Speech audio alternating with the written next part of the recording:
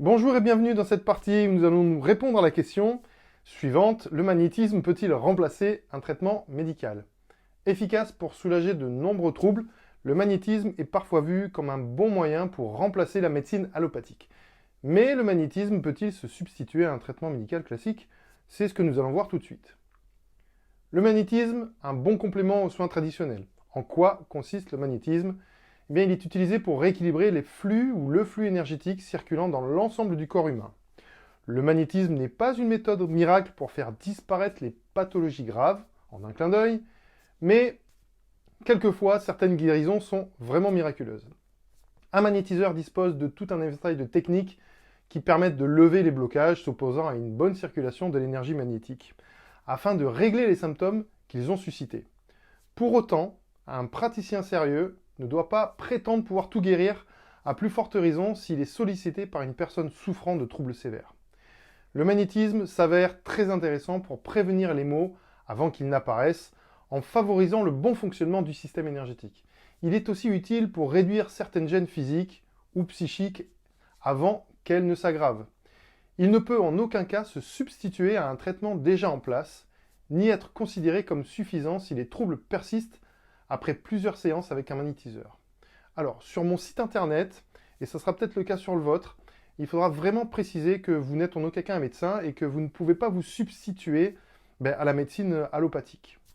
Alors, c'est vraiment quelque chose qui vous permettra d'avoir une sorte de sauvegarde. En revanche, c'est un excellent complément aux soins traditionnels dans de nombreuses affections. Alors, quels sont les bienfaits du magnétisme? Utiliser le magnétisme dans le cadre d'un simple rhume ou d'une grippe n'est pas vraiment pertinent, bien qu'il puisse éventuellement aider à en atténuer les symptômes les plus incommodants. Il est parfait pour soulager les douleurs aiguës ou chroniques par exemple, les maux de dos, les migraines, l'arthrose, etc.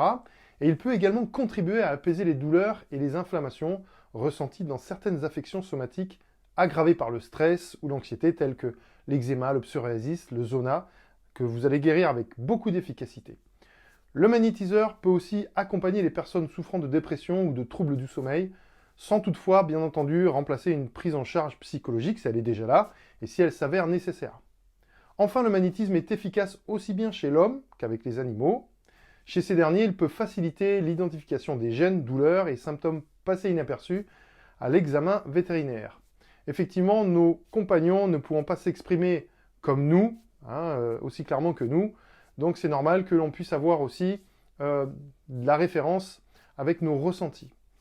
Bien que la communication animale puisse aussi beaucoup nous aider, et vous allez voir que tout au long de ce cursus, on va aussi aborder les soins sur les animaux. Alors, je voulais vous parler aussi des traitements au long cours ou des traitements lourds, de longue durée et du magnétisme.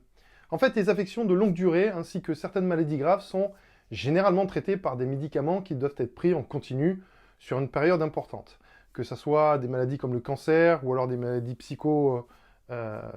psychologiques. Il faut savoir que la plupart des molécules utilisées dans ce contexte précis ne doivent pas être stoppées subitement, même si les problèmes qu'elles visent semblent avoir disparu.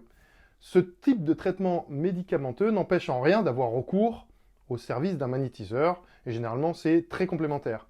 Il faut cependant veiller à continuer de prendre le traitement régulièrement, à plus forte raison, dans certaines situations.